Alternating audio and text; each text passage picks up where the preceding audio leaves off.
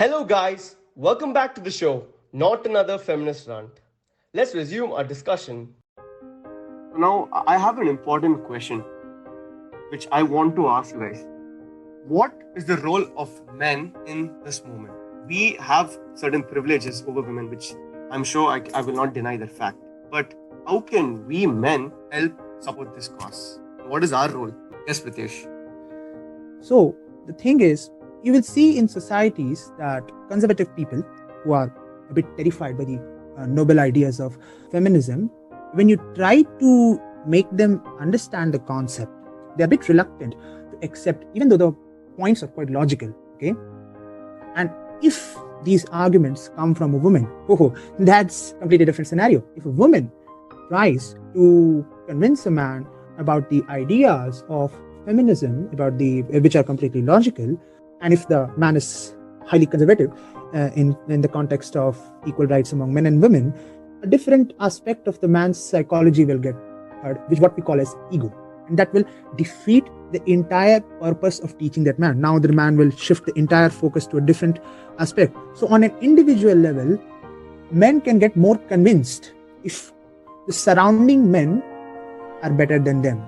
There's a peer pressure involved. What we know, this is a completely legitimate psychological phenomenon called peer pressure. If more men become liberal and start accepting the ideas of feminism, then the men who are reluctant to be so, they will face the problem of peer pressure, because initially the number of such men who will accept the ideas of feminism will be low. Then this number will increase.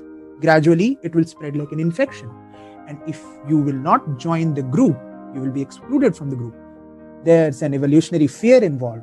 And that's why if gradually we will have to take measures, encourage the men around us to build peer pressure around the men who are a bit conservative, to convert them from obviously non-feminist, oppressive, from believing in feminist ideas. Thank you. Let's hear from Ritika.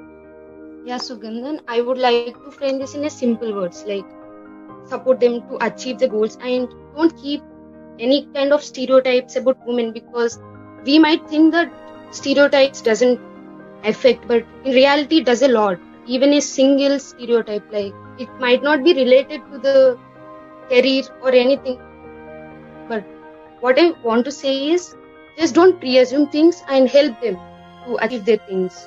That's all. How do we help? Like, you are telling us to help you, but how do you exactly want us to help? Because it seems kind of vague. If you give us like, do this, yes, we will have like a direction or a target to work. Like, provide them proper platform. When I was a kid, I actually wanted to have a proper career in the basketball. But I mean, in my school, there is no girls basketball team. And I asked a few of my teachers and everyone, but they couldn't show the path where I can achieve it. So make few platforms where we can easily approach and know the career paths and everything. Maybe indirectly or directly, but you have to create more awareness about all of the things. That okay, even now we can do this. So I guess. Yes, you have given me a good answer. Thank you. Yes, Parichita, let's hear from you. I would like to direct my point towards the people who are progressive, to the men who identify themselves as feminists, and they say stuff like, yes, I allow my wife to work till 10 at night, or they say stuff like, yes, I allowed my wife to work even after having her first child. So my only message to them is, you did not allow your wife, and you are nobody to allow her. She is doing it on her own choice and on her own will, and she has absolutely every right to do that. So if you are identifying yourself as a feminist, or if you think that you're progressive, then get your facts straight first. And I know that there are no parents here, but maybe like as future parents, there is a message for everyone that instead of being protective of your child, obviously we have to be very protective of everyone who is around us, and that is human nature. But instead of protecting your girl from people who are obviously dangerous or risky or the outside society, maybe teach her to fight against it and learn how to grow. Not just your girls, but also teach your boys how to grow up as a good human being and how to respect other people's opinions and views and everything. So it all comes down to respecting each other as humans first, and then anything like gender or race or everything comes later. First, we should start respecting each other as humans. So yeah, that's all I had to say. What would you like to add on, Mayurakshi? As you were asking, how can men help this movement to grow? I think for men in general, the most important thing to do is to understand that this movement benefits them. If more women are coming forward, that is, if all genders are sharing the responsibilities, it is less work for them, it is good for their mental health. It is, in general, it makes their life better.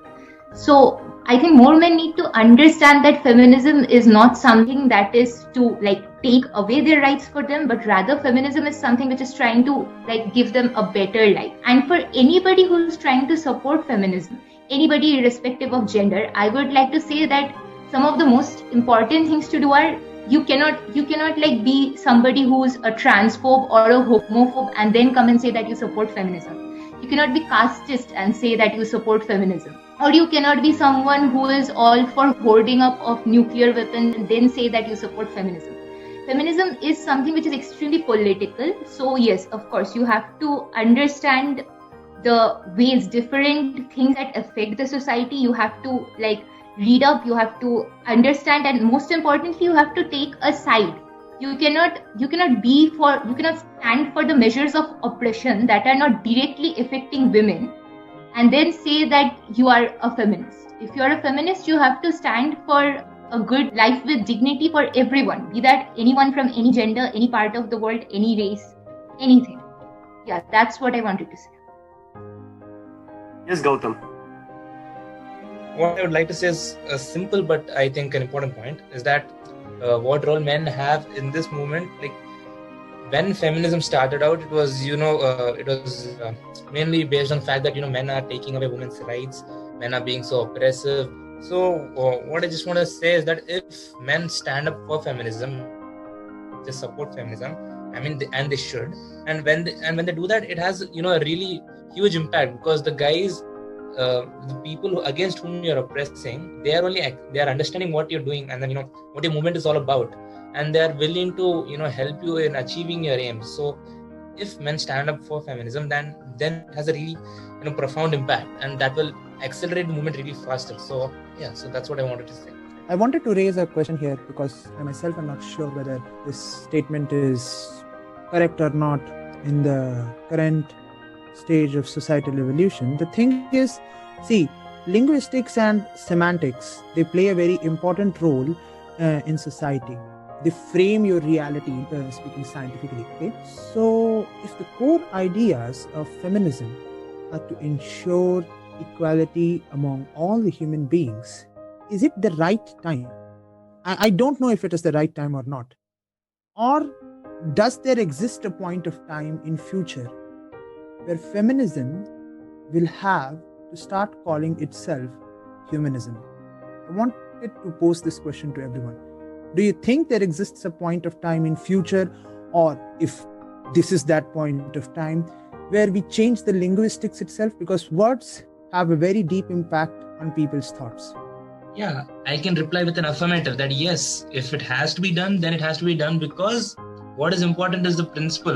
Yes, words do have an impact, and if it is not coinciding with the underlying principle, then we have to change the words so that we can send the message out properly to people about what the movement really is and what our aim really is. So yes. So do you suppose we change feminism to humanism? When the time is right. Yes, Sugandha. Okay. Please, Mayurakshi, tell us what you have to say. Even if we have to change the terminology from feminism to humanism, now is definitely not the time. That time might come many, many years later. Yeah, terminology does have an impact, but when the movement started, that time it had been focusing only on women, because that time we didn't see gender as a spectrum. That time we only knew that there are men and there are women. There are only two kinds of genders. We didn't know that gender is a spectrum. Now we know that gender is a spectrum. So now we are taking into consideration the equality for other genders also. That doesn't mean that women are, living the best life, or women have got all their rights, or like they are equal. Equal in the sense, it's not even about equality. It's about living with dignity in every aspect. It's not that the goal has been achieved. If that goal is achieved, then okay, then maybe we could say that the term be changed to humanism. But right now is definitely not the time for that. That's all I wanted to say. Okay, let's move on to the next question. See, the idea of feminism is really beautiful. Yes, a world in which all of us are equal. There's no domination, or there's no like group of people are inferior or other people are superior. There's nothing like that. But as the movement turned out how it was intended to be, we have seen many representations of the movement, and many representatives of the women who have and are misusing the movement and destroying many people's life outside. Whatever their actions, whatever they do, some people, specific set of feminists, are using the movement to justify their actions, their wrong actions. As the movement turned out how it actually intended to be. Actually, I wanted a clarity in it. What kind of thing were you actually trying to say? How was it? For example, I'll tell you this. You've heard of Serena Williams, right? Not long back, but she's the best women's tennis player. Okay, so John McEnroe was asked, if we had men and women, combined together, and if we had like a tennis tournament, what would her rank be? Like, she is woman number 1. What would she be the rank list of in a common rank list? And he said she would be around 700.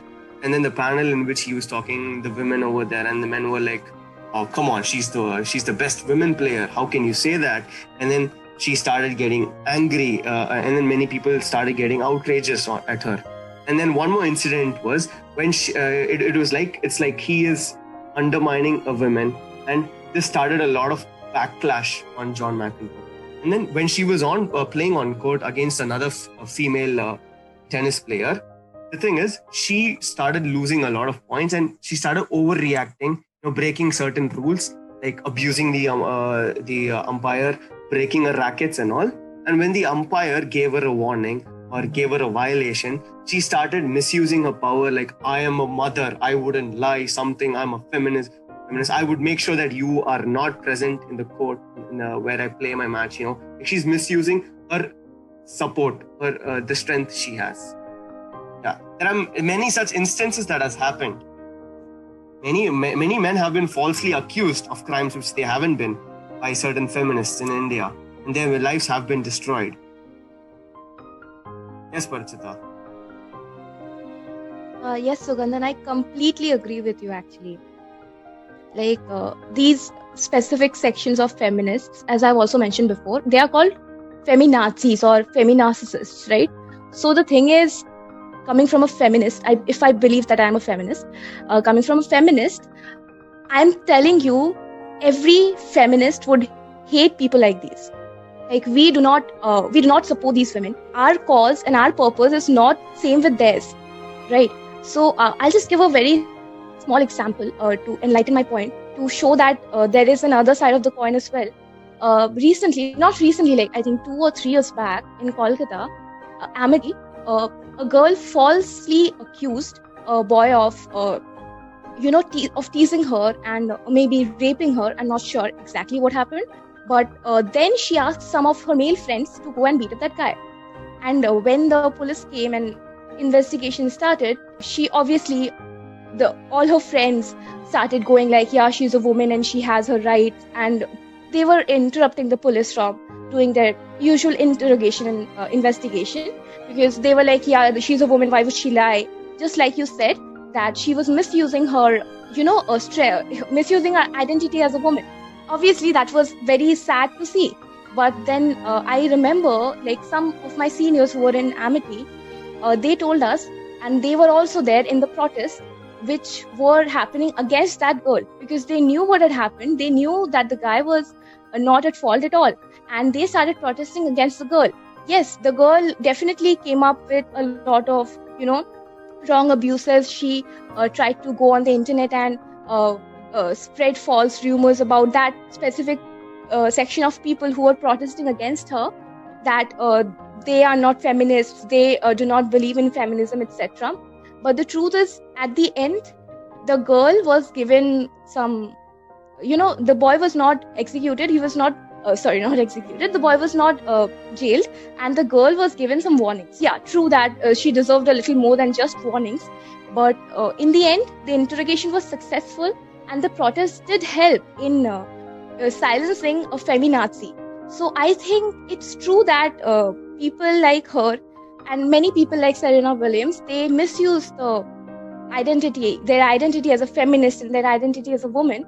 But I think it is a responsibility of a normal human being to first analyze the situation in which they are going to pass their judgment, right? Like, before you jump into the situation and take sides, you need to analyze it and you need to understand what has happened. You need to go deep into it. You cannot just pass a judgment. That is like, then that would actually, make you less of a human. So I think people like them exist, and we have to coexist with them. And we need to, we need to grow up, and we need to understand every situation we are in. So, yeah. Thank you, Parichita. But how do you propose we deal with such people? I mean, when though the end result was in favor of the boy, as you said in your example, but in the process, he must have went through a very, very traumatic experience. Obviously, the damage is done, right? So how do you think we can approach this? So I think it all comes down to what we think is right or wrong. And one more thing I would like to add is, there is this thing, like recently it has just overgrown like anything, media trial. We should stop media trial. Like, we are nobody to pass judgments as such. Maybe the girl is in the wrong, maybe the boy is in the wrong. We are nobody to judge that. Let the law and order take place. Let them do their work. And yes, definitely, if we feel that judgment is not incorrect, then we take it to higher courts, and that thing happens. And like you said, that the damage was done. Well, in many cases, when a woman is raped and she pressed charges against the guy who rapes her, and maybe the guy is from a financially wealthier section of the society, and they keep, diverting the case, the woman also goes through a lot of damage. So this damage that you're talking about, this happens to anybody, and especially in India, where the law and order is so flawed. So in India, a country like India, this damage happens to everyone who goes through this, right? So it's not just about the man or the woman. It's about what they believe in, and it's about what they know, what we know the truth is. Thank you. Yes, Josh? I just want to add to the reference that Parijita said.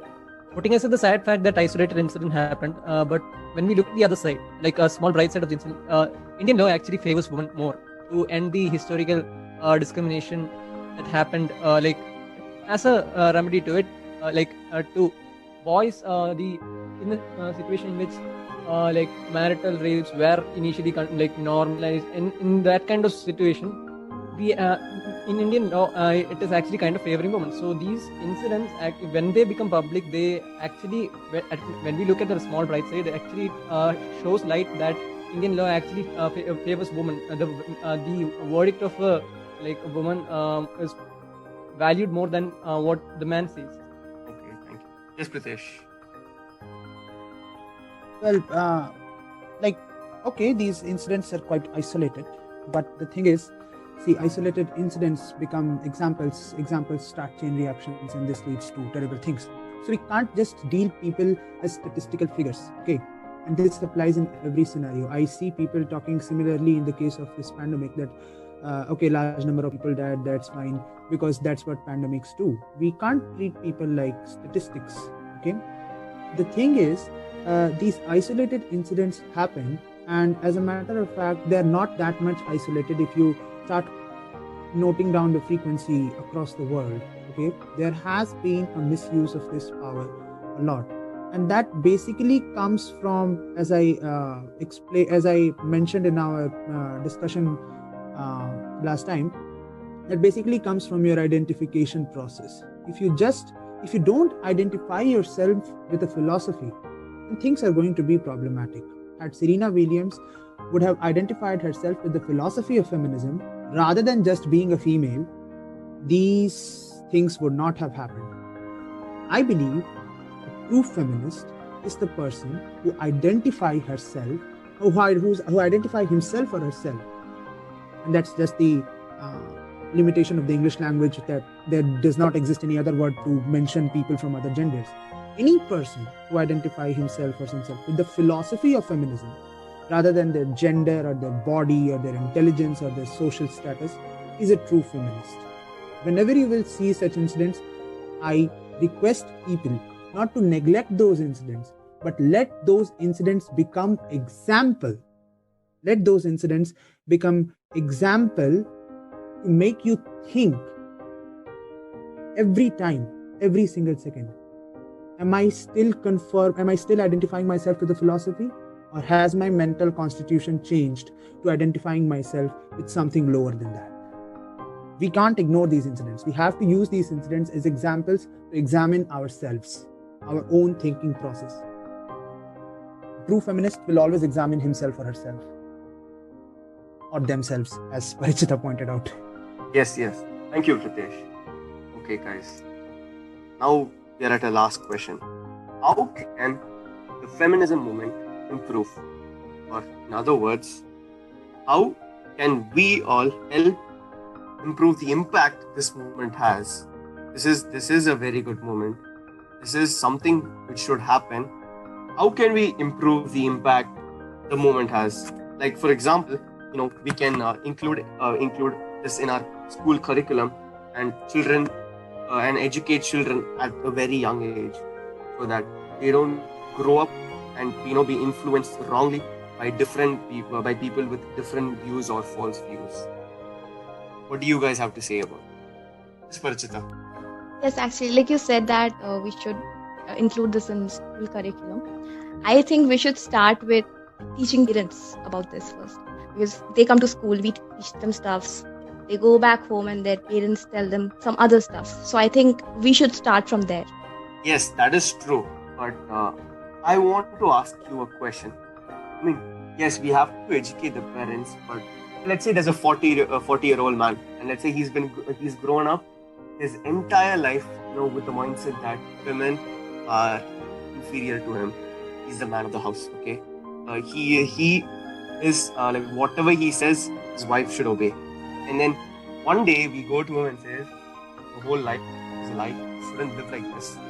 This isn't how you should do. What you're saying is right." But how do you think that man will take this? How will he process this? Can you tell me? Let's say I tell you like your whole life is a lie. Let's say in a different context. Like, if I tell you, Parichita, like your whole life is a lie, your life is supposed to be like this, how would you react? And how can we make it better? See, so I would say there are two type of people. One who is ignorant.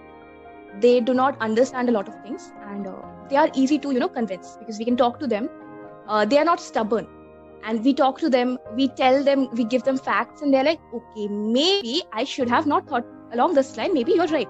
So if the parent is like that, cool, nice. But what if in the scenario that you're giving? So definitely this father who thinks that he is superior to his wife, he also believes that his male child will be superior to his female child, and maybe he would ask, torture his female child. Like, child abuse happens in a lot of homes, right? So what would you do in such a scenario? Is this a scenario where you go and explain things to the person? No, right? It is a scenario where you take steps against the person. You straight away take steps against. I know in India, it is like a far-fetched dream, even now. It is taking the custody of a child like that from a father or a mother. It's near to impossible, but it's not like it doesn't happen, right? And in most parts of the world, this thing is very much prevalent. So yeah, in your scenario, this father who is extremely arrogant and who thinks that he is the god to this family or something. So in these cases, obviously we cannot make them sit down and explain things to them. We cannot have a conversation with these people. They are not ignorant. They are basically, dumb, I'd say. So I'm sorry if that's a bit rude, but it's true. So yeah. No. What you said is correct. Yes, Mayurakshi. I just wanted to say that if people learn, people can also unlearn. Like you were saying about the elderly people who have lived all their life believing in notions like women are inferior or that gender is a binary. How would they unlearn it at this point of time or at this age when they're like about 50 or 60? Like they are 50 or 60, they have seen phones evolve from the little Nokia phones to the smartphones or tablets that we use now. They have learned how to use Facebook. They have figured out how to use Instagram. If they could adapt to so many changes, I think they can definitely. That too has taken an effort on their part, right? To keep up with the technological changes that have taken. Then definitely they can also try to understand these changes that have come up. They could also try to be more tolerant towards the new ideas. If they could adapt to all these technological changes, they can also unlearn all the old oppressive ideas that they have lived with all their lives. That's all I wanted to say. Thank you. Yes, thank you. Ritesh? Yeah, Sugandhan.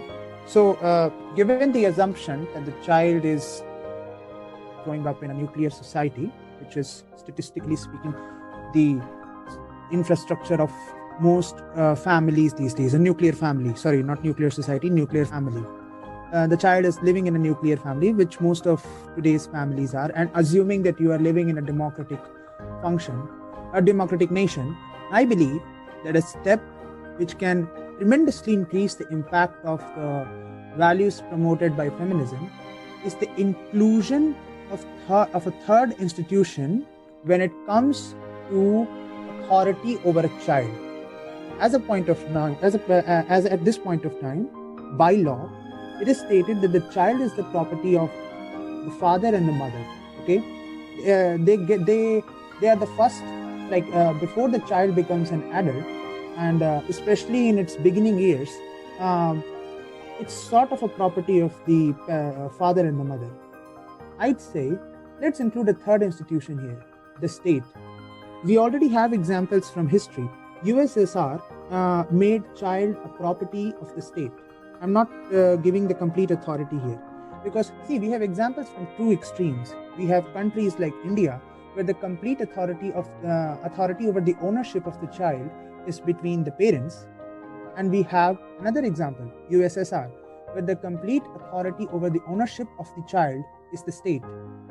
I would say that a system where there is a balanced authority over the ownership of the child between the state and the parents, that will result into a better inclusion, better transfer of values to the child till the child grows up. Obviously, after a certain period of time, the individual is not a property of anyone, but till a certain age, I think there should be three institutions: father, mother, and the state, given that you're living in a nuclear family and the state is democratic. These three should form a triangle of authority, of ownership. In that way, things will be much better. Thank you so much, Pritesh, for sharing your views. Thank you guys all for joining us today. It was a lovely and a worthwhile discussion. I would like to thank everyone who had taken their time to make it to our show. We would actually love to have you guys in our future shows too. And most importantly, thank you for listening to our show today. Not another feminist rant. If you like what you're listening to, please share it with your friends and families.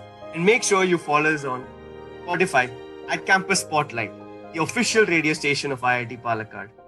On that note, this is Sugandhan S signing off, and I'll catch you guys next time.